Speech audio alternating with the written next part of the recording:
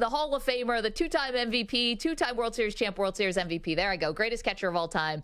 You know, Johnny, we're watching the All-Star Game last night, and it's a lot of fun. You got the Julio Rodriguez at bat, which was great. At the end of the game, hometown guy. But something was missing out of that game. And it was Elly De La Cruz from your Cincinnati Reds. I feel like he should have been in that game. What do you think? My kids were talking about it as well. They're not even really baseball fans. They like tennis and soccer and board X game, Xbox and stuff like that and everything else. How come he's not playing? And I said, well, you need some time. You know, there's a lot of guys that really deserve this. And I said, I know one thing, everybody would have loved it. I mean, he's kind of the National League Otani right now in some respects as far as the excitements that he's brought to the game. I mean, that the other day, Andrew, he stole those 3 bases. Yeah. And I think you just sat there with your mouth open. I mean, people are texting me. I'm watching the game back and forth. You know, I got it on in my MLB. And I'm watching the game back and forth. And then people are texting me, did you see that? And I had to go back and do it. And it's like, and then I'm watching the next day and he's playing shortstop. And, you know, he's 6'6". He can do everything that's going on.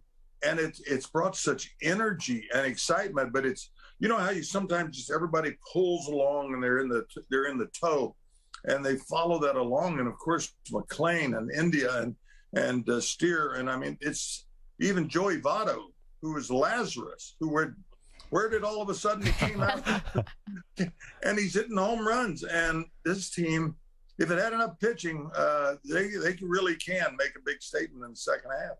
Johnny, do you remember any shortstop being that tall when you played? Oh, hey, Andy. I'm sorry, Andrew. Either is fine. I remember. We call him worse, Johnny. I was in the 8th grade. They had an exhibition game in Oklahoma City, and the one of all things that was being talked about was a guy named Ron Hansen. Now you have to go back and look at the Chicago White Sox, an exhibition game in 89er Stadium. I think it was that he called it that time.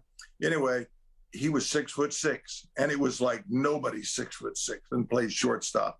And then now what we've seen has come along, and here he is. And he's graceful. He's athletic. I mean, that's the thing. All these kids are so athletic. 4 or 5% body fat. You know, we had 14 or 15% body fat, and we never pulled a muscle because you can't pull fat. You know, it's all known that you can't pull an oblique. Nobody ever heard of an oblique until they started working out.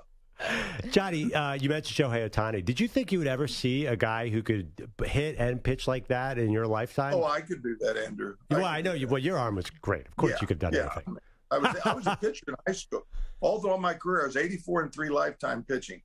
But no, let's face it. I mean, Babe did it. Obviously, you know that. There's a couple of kids. I guess the kid down in LSU that was the number one pick. So he's talking about going both ways. But you know, okay, he's coming over from Japan. He's going to pitch. He's going to hit. And it's like, really, and why not? Why not? What's he going to do? I mean, why can't you go to the mound? You know, every pitcher I've ever known has batted 4th for his high school team. They were great hitters. And then they said, okay, you can't hit anymore. You're not, no BP, nothing like that. All of a sudden we're seeing a guy that has all the qualities, all the stuff, everything does it, and the energy and the love of the game. And he just enjoys the game. He's got such charisma. It's a wonderful thing to see in baseball. It really has helped bring baseball back. The great Johnny Bench is our guest. He's here on behalf of Let's Get Real about skincancer.com, which we'll talk about in just a moment. Johnny, if you were still behind the plate today, is Shohei Otani the one guy you'd want to catch?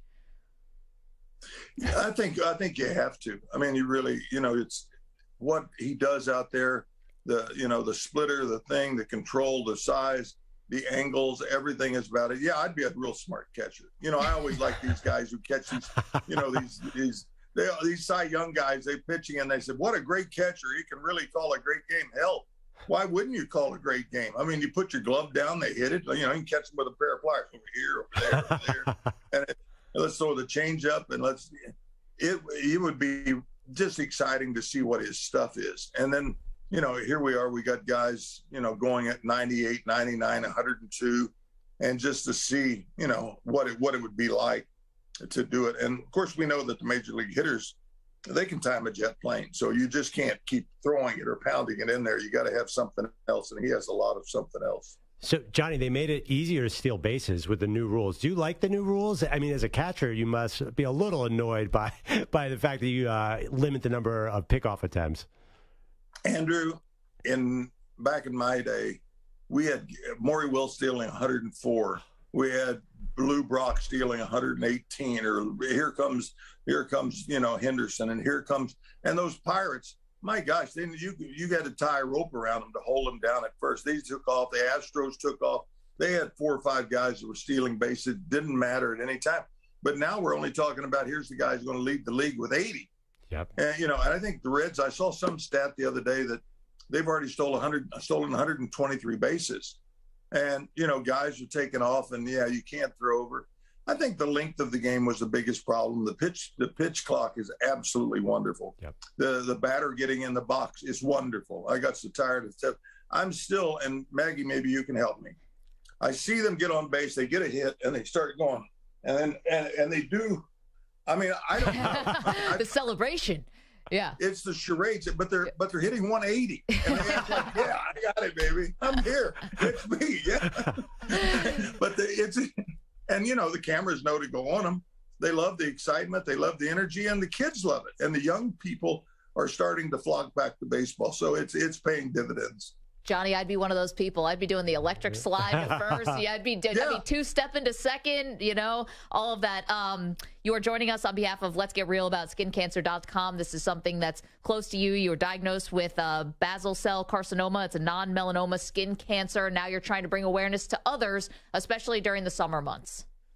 Yeah, I've teamed up with Regeneron for the second year. We had such great success last year of getting the word out. And being I had some blisters under my eyes, both eyelids, and I was dealing with my eye doctor, and he said, I don't like the looks of those. You should see your dermatologist. Well, I go see them. He does the biopsy, finds out. He does and it doesn't always end up with Mohs surgery, but I had another one on the side of my head, one in my chest, and it doesn't always end like that. But getting ahead of it and seeing your dermatologist. So by going into our website, let's get real about skincancer.com. You actually can find problems. They can freeze some stuff. They can do some stuff. You can do your own self-analysis. I think my first thing my dermatologist said when I saw him was old age and sunshine. And, that's what we are. And there's golfers out there. There's landscapers. There's people that are in the boating down here in Florida and everywhere else. Just apply your sunscreen every 2 hours. That's still not going to guarantee you. You need to still have your own self-inspections and have someone look at you, a spot, a mold, something that's not healing or something has changed colors. And, if you find that non-melanoma skin cancer early, find it. And it can be treated and very successfully is what we're finding out.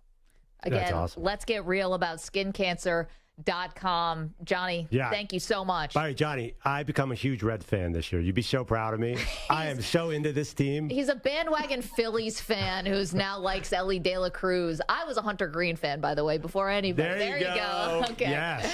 Johnny, thank you for the time. Appreciate it. Yeah, come back when the Reds are in the playoffs. Let's have a party. Let's do that. Yes. Yeah, we got it all. Let's get real.